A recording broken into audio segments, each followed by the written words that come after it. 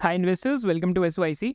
तो आज की इस टॉप डाउन या थीमेटिक वीडियो में हम लोग जो रूरल इकोनॉमी फेसिंग बिजनेसेस हैं, इंडस्ट्रीज हैं, उनका डिस्कशन करेंगे। तो हम ये वीडियो क्यों बना रहे हैं? बिकॉज रूरल इकोनॉमी बिजनेसेस में या इंडस्ट्रीज में इस टाइम पे 3 कॉमन पैटर्न्स हैं। फर्स्ट कॉमन पैटर्न क्या है कि it is an ignored sector. Second common pattern क्या है कि it is some of the businesses are cheap over there. And third common pattern क्या है कि इन बिजनेसेस में अभी रिलेटिव स्ट्रेंथ पूरे सेक्टर्स की बढ़ रही है। तो तीनों के तीनों जो पैटर्न्स हैं टॉप डाउन इंडस्ट्री एनालिसिस के लिए इस टाइम पे वो मैच हो रहे हैं। बट पहले हम पूरा नैरेटिव समझते हैं कि अभी हम जो रूरल इंडस्ट्री है, रूरल इकॉनमी है, उसको क्यों पढ़ रहे हैं। तो पहला तो हम ये देखते हैं कि जो रूरल इकॉनमी है, तो रूरल इकॉनमी होती क्या है, उसका कॉम्पोजिशन क्या है। तो कॉम्पोजिशन ऑफ रूरल इकॉनमी अगर आप देखते हैं तो नियरली 49% ऑफ जो रूरल हाउस होल्ड इनकम है वो जो वेजेस हैं उनके थ्रू आती है। 37% of rural household income crop production के थ्रू आती है और 14% rural household income non farm businesses के थ्रू आती है। तो important thing to understand is कि रूरल इकॉनमी के अंदर स्ट्रेस चल रहा था। तो अगर किस टाइप का स्ट्रेस चल रहा था, जो इंडियन गवर्नमेंट की एम्प्लॉयमेंट गारंटी स्कीम है, तो उसमें एम्प्लॉयमेंट डिमांड जो है रूरल हाउस होल्ड की, it was much higher in first 4 months of FY24 compared with FY23 and FY18 to 20 average. तो बेसिकली FY24 के अंदर क्या हुआ कि because of distress in rural economy, तो जो एम्प्लॉयमेंट गारंटी स्कीम है इंडिया की, वहाँ पे बहुत ज़्यादा पार्टिसिपेशन देखने को मिला, which was much more than the pre pandemic levels. And this is an important aspect to understand, because इसका मतलब क्या है कि रूरल इकॉनमी में काफ़ी ज़्यादा स्ट्रेस चल रहा था, इस वजह से people were participating in employment guarantee schemes. एक और मैं आपको डेटा पॉइंटर दिखाता हूँ कि जब हम रूरल इकॉनमी की कॉम्पोजिशन का बात करते हैं, तो जब हम टू व्हीलर सेक्टर की इंडिया में बात करते हैं, तो nearly 50% of sales for two wheeler companies come from the rural economy. That is one example. Nearly 35% of sales for FMCG companies come from rural economy. Entirely जो domestic agro formulators हैं, that is purely dependent upon the rural economy. Nearly 60 to 70% of lending for microfinance comes from rural economy. जो हम small business loans की बात करते हैं, जो small ticket size loans हैं, that also is basically majorly in tier 3, tier 4 cities and also rural economy. Finally, जब हम affordable housing sector की बात करते हैं, that is purely dependent upon tier 3, tier 4 cities and rural economy. So this is the impact that a reviving rural economy can have on multiple sectors which are involved along with it. इसके अलावा हम stats देखते हैं, तो अगर हम इस बार जो जनरल इलेक्शंस हुए थे, उसके बाद भी हम एक ट्रेंड देखते हैं। तो जनरल इलेक्शंस पे क्या हुआ, तो जो भारतीय जनता पार्टी है, यहाँ पे रूरल एरियाज़ में उनका जो वोट शेयर है, इट बेसिकली डिप्ड। तो रूरल इंडिया में उनका वोट शेयर एक टाइम में 39.5% था 2019 में, अब की बात 36.6% आया। एंड जो सेमी अर्बन एरियाज़ हैं, वहाँ पे उनका जो वोट शेयर था 36.8% था, बट अब की बात 35% आया। वेराज जो अर्बन वोट्स हैं, वहाँ पे भारतीय जनता पार्टी का जो वोट शेयर है, that increase to 40.1%। This just shows you the disparity, क्योंकि रूरल इकॉनमी अच्छा नहीं कर रही थी and because of the distress in rural economy, तो maybe it is one of the reasons कि वाई जो रूलिंग जो सर्विंग पार्टी है इस टाइम पे, उनका जो परसेंटेज ऑफ शेयर है from the of votes from rural economy and semi urban areas, that decreased. So this is one thing that is important to understand. फिर finally हम देखते हैं, तो after coming to power again, तो जो ruling party है उन्होंने आते ही क्या 2 पॉलिसीज़ पास करी है। तो पहली जो यहाँ पे इस टाइम पे स्कीम है जो सर्विंग पार्टी ने निकाली है, that is the PM Kisan Nidhi programme. तो it is an older scheme that basically guarantees income generation for basically farmers. तो 9.3 करोड़ फार्मर्स के लिए 20,000 करोड़ का PM किसान बेनिफिट है जो ट्रांसफ़र हुआ है। And this is a 17th instalment of this scheme. तो important thing to understand is कि जब से थर्ड टर्म आई है मोदी गवर्नमेंट की, तब से बार बार क्या हो रही है बात कि this government is for social welfare and benefit of farmers, right. तो अगेन नैरेटिव वापस it is shifting towards rural economy and basically giving social benefits also. Secondly, एक और स्कीम जो पास हुई है, डैट इज़ जो पुरानी स्कीम ही थी, which is a continuation of it, that is PM Awas Yojana, जिसमें total 4.21 crore houses have been completed for basically जो पुअर फैमिलीज इसके एलिजिबल है over the last 10 years. Now this scheme has been further extended to provide assistance to 3 crore additional rural and urban households for construction of houses. Right, so these are the 2 schemes again which have been passed just post the third term of the government started. तो this shows N idea कि rural economy पे इस time पे thrust हो सकता है। Rural economy में turn around के साइंस भी दिख रहे हैं। कैसे साइंस दिख रहे हैं कि टू व्हीलर जो कंपनीज हैं, they have started reporting faster growth versus the last 2 to 3 years। May be base भी फेवरेबल था, बट ग्रोथ रेट्स भी अगर आप अप्रैल का मंथ देखेंगे तो 7 to 9% थी। मे के अंदर सॉफ्टर ग्रोथ रेट्स थी because of general election, but this is a trend that is happening. तो जब हम पूरा ये ट्रेंड समझ रहे हैं रूरल इकॉनमी का, तो हम ये समझते हैं कि इस ट्रेंड में या इस पूरे के पूरे थीम के अंदर कौन कौन सी कंपनीज और कौन कौन सी इंडस्ट्रीज इसमें बेनिफिशियरीज हैं। तो पहले तो हम यहाँ पे डिस्कशन करते हैं यहाँ पे कैसी कैसी companies are the major beneficiaries. तो यहाँ पे एक एग्रो केमिकल कंपनीज हैं, these are domestic agro formulator companies, जो आपकी कंपनीज होगी like Dhanuka Agritech, Insecticides India. Then rural economy facing crop protection companies like your Godrej Agrovet, right? Animal feed companies like Godrej Agrovet. These are the part of the agrochemical landscape जो यहाँ पे आती हैं। फिर farm equipment companies हैं, these are companies like VST, Tiller, Escorts, यहाँ पे example हो गया। Then यहाँ पे example हुआ company like स्वराज इंजन्स यहाँ पे आ गया। फिर इनसे joint एक Mahindra and Mahindra which is the largest tractor company in India। फिर उससे joint casting equipment में किर्लोस्कर फेरस का example आ गया। फिर कंज्यूमर FMCG कंपनीज आ गई, कंपनीज लाइक इमामी जो बहुत ज़्यादा dependent upon the rural economy है। देन माइक्रो फाइनेंस कंपनीज आ गई, these are companies which are there in income generation loans जो रूरल इकॉनमी में देती है।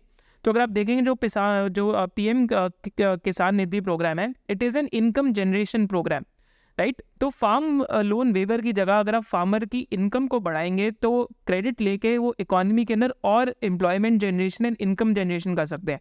तो micro finance loans is a part of that. Then जो अफोर्डेबल हाउसिंग स्कीम जो गवर्नमेंट ने पास करी है, दैट इज PM आवास योजना का एक्सटेंशन करा है, that is over there also affordable housing companies हैं which will likely benefit. Then micro finance के साथ साथ जो स्मॉल बिजनेस लोन्स हैं जो रूरल इकॉनमी के अंदर हैं या Tier 3 Tier 4 सिटीज़ के अंदर हैं, दे शुड ऑल्सो बेनिफिट। तो स्मॉल बिजनेस लोन्स क्या होते हैं? दीज आर लोन्स जहाँ पे टिकट साइज सिर्फ 3 to 5 लाख रुपीज़ का होता है। तो it is very opex heavy loans, but यहाँ पे there are specialised companies which are operating into it, चाहे वो चोलामंडलम हो, एक्विटास स्मॉल फाइनेंस बैंक हो, 5 स्टार बिजनेस हो। So these are companies which basically specialise into small business loans. Then there are 2-wheeler companies which will benefit. तो हमें वो volumes के अंदर दिख ही रहे हैं, TVS, हीरो, बजाज ऑटो, आप तीनों देखेंगे आज ऑल टाइम हाई पे चल रहे हैं और ऑल टाइम हाई मल्टीपल्स भी चल रहे हैं। बट यहाँ पे 2-wheeler ऑटो बैंक्स आज भी कुछ इग्नोर्ड है, तो उनका डिस्कशन करेंगे। एंड फाइनली फिर पंप्स के अंदर कंपनीज हैं, कुछ कंपनीज सोलर पंप्स के अंदर है, कुछ कंपनीज वाटर पंप्स के अंदर है। These are also basically beneficiaries of basically revival in rural economy. तो हम हर एक सब सेक्टर के अंदर जाके जो की बेनिफिशरीज है वो हम जाके स्क्रीनर के ऊपर देखते हैं, because idea of this video is to make you understand की थीमेटिक अप्रोच को हम कैसे समझते हैं। In line with this, on the coming Sunday we are doing a detail webinar on mastering sectoral rotation, कि सेक्टोरल रोटेशन को as an investor और as someone who tracks the market आप कैसे पकड़ सकते हैं। And all of this we teach in SOIC membership, जहाँ पे हम आपको ये भी सिखाते हैं कि आप अपना फाइनेंशियल प्लान कैसे बना सकते हैं, फंडामेंटली स्ट्रॉन्ग कंपनीज को कैसे ढूंढें, एक एग्जिट सिस्टम कैसे बना सकते हैं, टॉप डाउन सेक्टर को कैसे कैच कर सकते हैं, एंड बॉटम्स अप ठीक कंपनी को कैसे पढ़ सकते हैं, एंड फाइनली अपना एग्जिट सिस्टम कैसे बना सकते हैं। All of that is a part of SOIC membership. And then on Sunday, we are teaching you how to spot these themes early and how to go about sectoral rotation, which is a part of SOIC membership. You can register for the SOIC membership in the description below. And you can also basically separately join the Sunday webinar, which is on mastering sectoral rotation. Link to the Sunday webinar is also there in the description below. And all these webinars are part of one SOIC membership. इसके साथ साथ हम बात करते हैं कि कौन कौन से प्लेयर्स इंडिविजुअली बेनिफिट करते हैं इन सारी गवर्नमेंट पॉलिसीज की वजह से, एंड अगर रूरल इकॉनमी के अंदर रिकवरी आते हैं उसकी वजह से।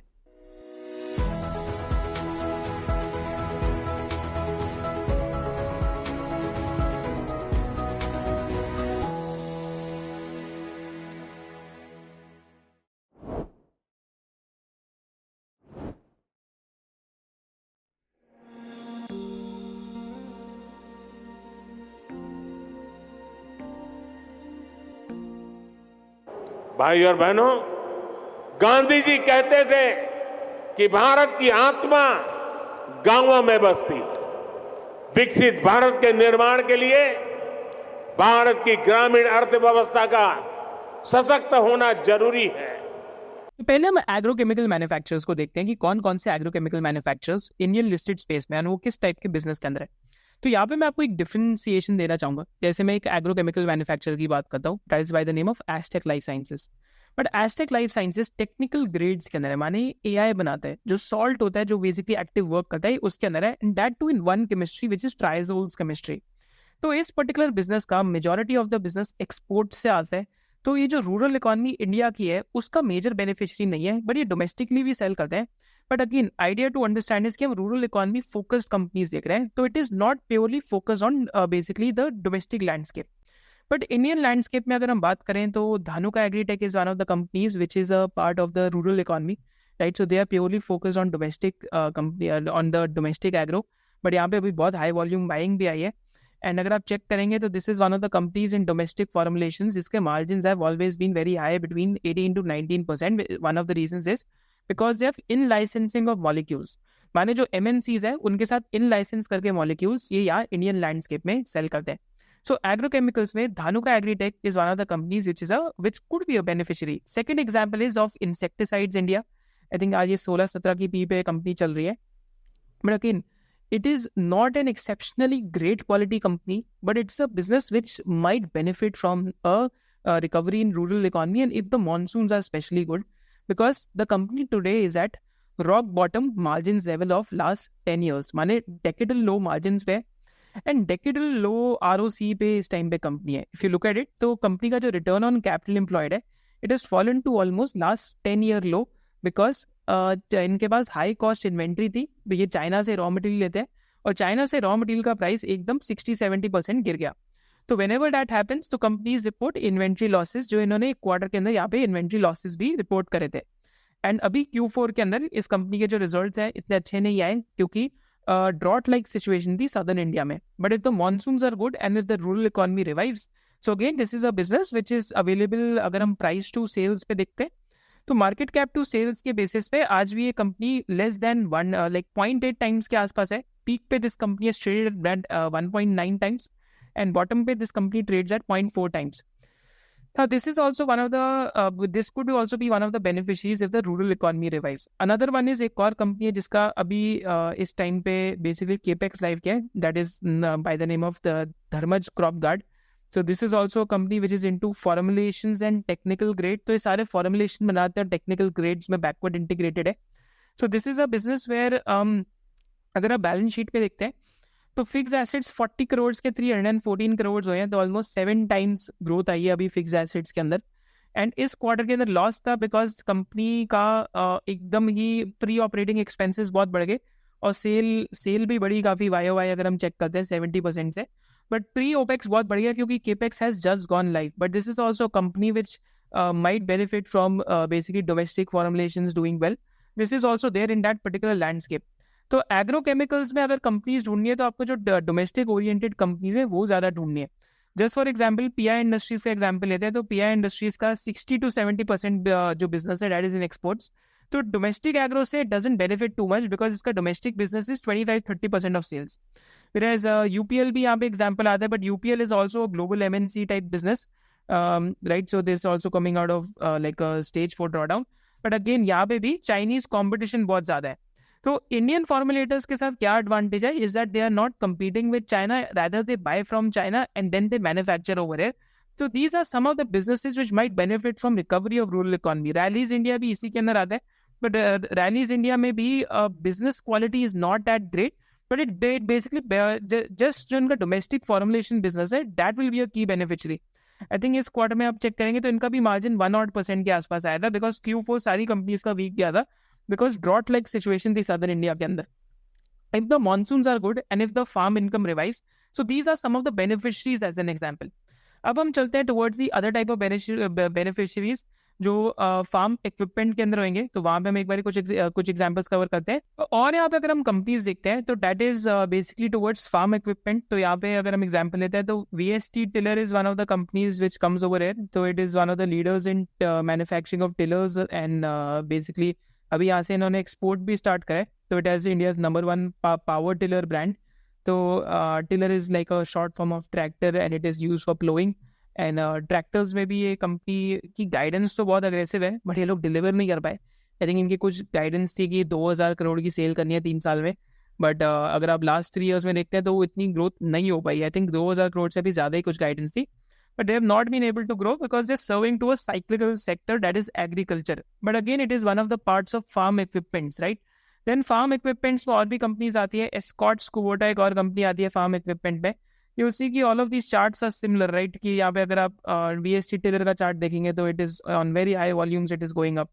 Similarly, अगर आप Escorts का चार्ट देखते हैं तो it is on very high volumes because people are like a lot of mutual funds are basically readjusting their portfolio as per Quant MF. But यहाँ पे there is an interesting beneficiary which is a proxy of the tractors. Is Kirloskar Ferrous के नाम से एक company है. तो अगर हम किर्लोस्कर फेरस का एग्जांपल देखते हैं, जस्ट ओवर हियर, राइट, तो किर्लोस्कर फेरस का एग्जांपल लेते हैं, तो it is into like pig iron casting. And pig iron casting के अंदर ये जो कंपनी है ये बेसिकली ट्रैक्टर्स के लिए लाइक कास्टिंग इक्विपमेंट बनाती है, and it is one of the market leaders over there. So they've been guiding for a soft market because of drawdown in sales of tractors, but this is one of the key beneficiaries. और इनका भी ISMT के साथ merger भी हो रहा है.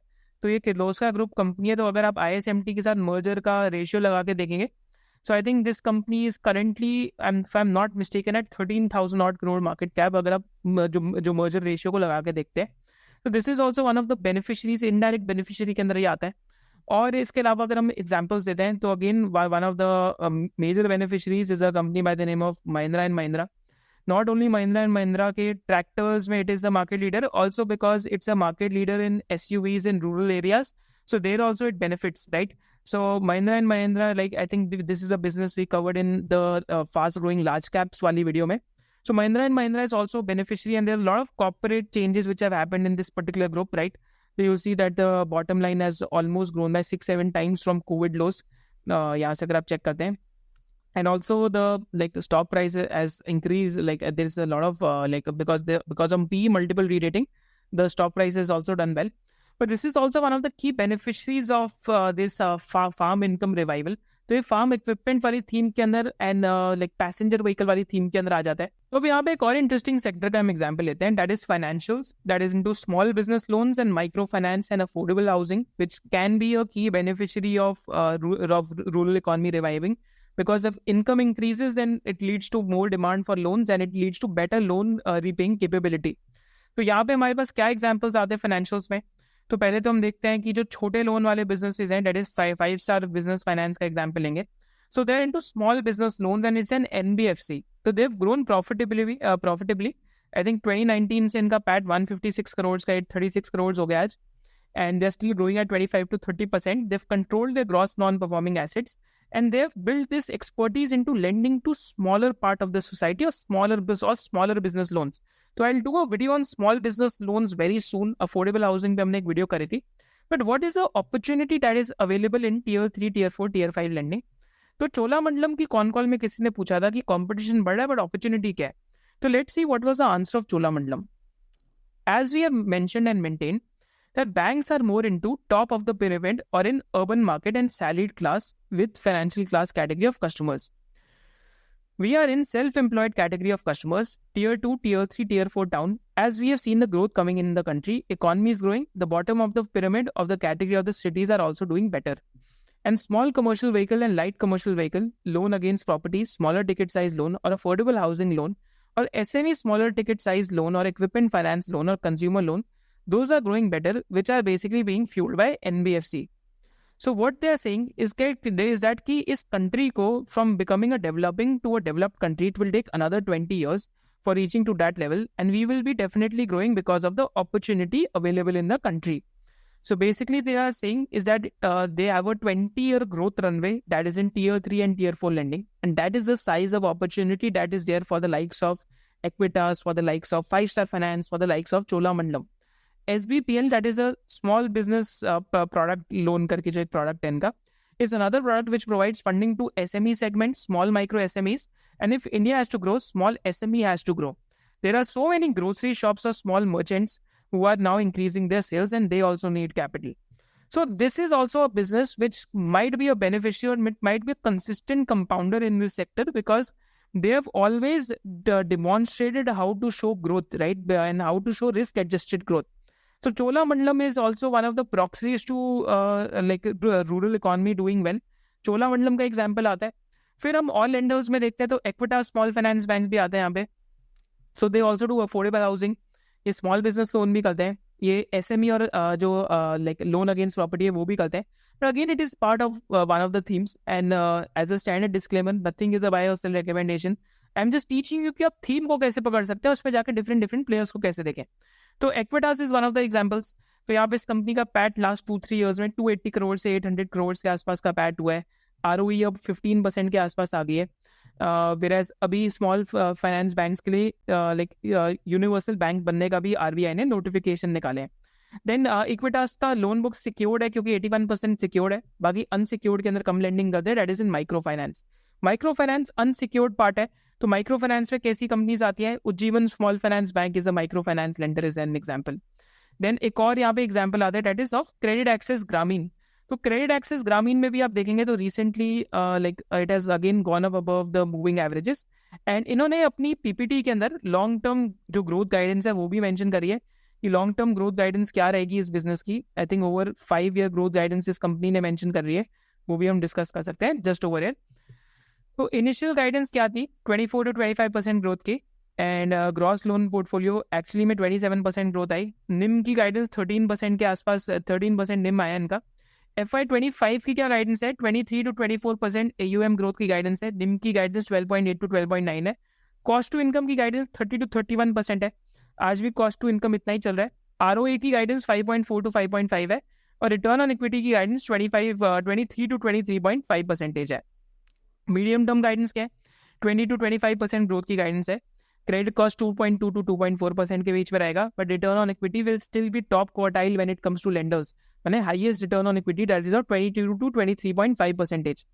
This is also a lender to rural areas. It is one of the largest, perhaps I think it is the largest microfinance NBFC, which is extremely well run with high ROAs and high ROEs and contained gross non-performing assets and net non-performing assets.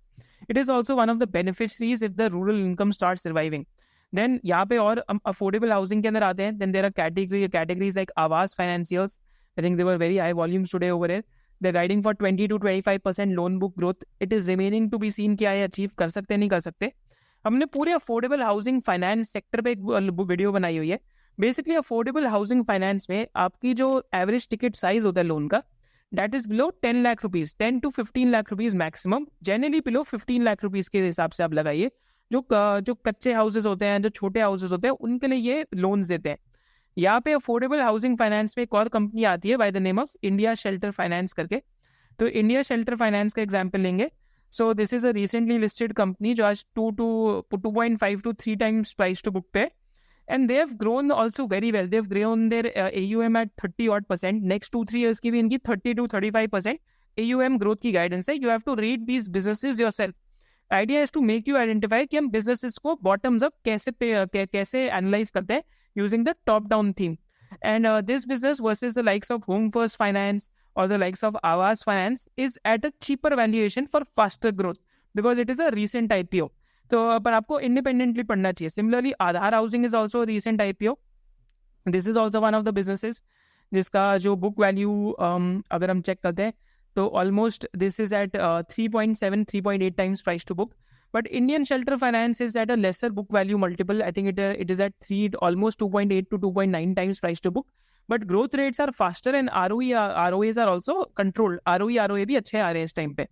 So this is how you look for themes top down and bottoms up and कैसे आप opportunities analyze करते हैं.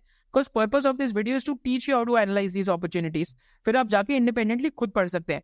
Towards the end of the video हमने आपके लिए एक Excel sheet भी बनाई है with all the valuation multiples कि एक थीम के अंदर क्या क्या बिजनेसेस हैं रूरल इकोनॉमी से फेसिंग, तो आप उनको इंडिपेंडेंटली पढ़ सकते हैं. Finally going to the two wheeler sector. अब टू व्हीलर सेक्टर में अगर हम चेक करते हैं, हीरो का एग्जाम्पल लेते हैं तो आप चेक करेंगे Hero is I think at life time high P multiple and life time high stock price multiple. I think life time high stock price but P multiples are still not life time high because farm income is reviving, so their volume growth has come back. Another example over here is that of Bajaj Auto. तो अगर हम Bajaj auto का example लेते हैं, that is also hovering in the same blue sky zone. But इसके साथ साथ क्या है कि क्योंकि यहाँ पे मल्टीपल्स थोड़े हाई होते जा रहे हैं, अगर आप TVS को देखेंगे तो 70 की पी पे चला गया, मल्टीपल्स हाई होते जा रहे हैं, तो auto ancillaries which are focused on two wheeler they might do well but you have to study them independently. जैसे फीएम इंडस्ट्रीज का यहाँ पे एक एग्जांपल आता है, आज 20 की पी पे है. It is one of the leaders, perhaps one of the businesses which has dominant market share when it comes to LED lights. तो it is the leader in two wheeler LED lights. And finally इनका भी इस quarter के अंदर 28% top line growth आया. Then similarly यहाँ पे और एग्जांपल्स हैं, लाइक संधार टेक्नोलॉजीज का एग्जांपल देखते हैं. तो ये प्राइस टू कैश फ्लो, आज भी ये कंपनी 13 टाइम्स कैश फ्लो पे ट्रेड कर रही है, 13 to 14 times. and this quarter also they've grown 20%. Last quarter also they grew 20%. Last 4 quarters they're growing at 20%. I think two-wheeler like focused auto anchors is somewhere that you must focus on. तो आपके लिए मैंने एक sheet के अंदर डाल के रखा है. जैसे सुप्रजित भी यहाँ पे एक एग्जांपल आता है, two-wheeler focused auto anchor, right? So again you will see कि very high volumes are coming in these type of businesses, and the growth rates might improve going forward. तो like स्पेसिफिकली अगर आप two wheeler focus auto ancs पे focus करें, so that is where the growth might be strong. जैसे एएस के ऑटोमोटिव के अंदर भी अभी growth like they are strong talking about very strong growth rates going forward. So they are also into two-wheelers. Finally, LG Balakrishna is also one of the companies which is a market leader in the chains of two-wheeler. तो जो transmission chains होती है उसमें market leader है, आज भी 14 की पी पे अवेलेबल है. If the industry grows, these type of businesses might also benefit. So these are some of the proxies of the two-wheeler growth which might revive because of farm income revival. तो इन सब के जो हमने valuation multiples की sheet है आपके लिए description में डाल दी है, जितने भी हमने बिजनेसेस डिस्कस करे which are benefiting out of the theme. Now finally let's go to trading view and look at a subsector index. Now this is just a subsectoral index on trading view, जिसमें हमने hero मोटो से लेके FM से लेके Dhanuka insecticide, Shakti बम, Arman finance, Equitas small finance bank, Cholamandalam finance को हमने add करके डिवाइड बाय 8 करा है, just to get an idea कि हम सब सेक्टोरल इंडेक्स कैसे बना सकते हैं. आप देखेंगे तो हमने यहाँ पे ब्रैकेट्स में डाला है जिससे सब सेक्टोरल इंडेक्स बन जा सकते हैं. तो I think the sub sectoral index is currently at maybe an all time high, and recently अगर हम डेली चार्ट्स पे भी देखते हैं तो it is just moving with strength. Weekly charts पे देखते हैं तो it is also doing well. यहाँ पे एक और सेक्टर जो वैसे मतलब रिकवरी ऑफ जो रूरल इकॉनमी से बेनिफिट कर रहा है, that is FMCG. So Imami Limited is one of the companies which is there, which has a lot of sales coming from the rural focused areas. But I don't know कि उनकी categories की penetration इतनी ज़्यादा हो गई है या फिर actually में they benefit from rural economy revival. It is something which I don't know personally. तो again एक similarly Imami के साथ एक जो Marico का example लेंगे वो भी ऐसी theme में आता है. मतलब again I don't know if the penetration of the products have gone very high because of hair oil and stuff, fully penetrated categories हैं. So whether volume growth comes back or not, it is something that is remaining to be seen. जैसे Marico में अभी भी top line growth was barely 1-2 odd percentage के आसपास. इमामी में भी 7-8% के आसपास की top line growth थी. डाबर के केस में देखते हैं तो I think इनके केस में भी जो top line growth थी that was like 5-6-7%. तो I don't have a good answer कि FMCG whether it will do well because the volume growth will accelerate or not. It is something that has to be seen. But some other companies like अगर Godfrey Philips का example लेंगे तो it is there, it has grown its volume well into the basically double digits for a period of time. फिर Jyoti Labs भी एक और company है which has like a lot of percentage of sales coming from rural areas.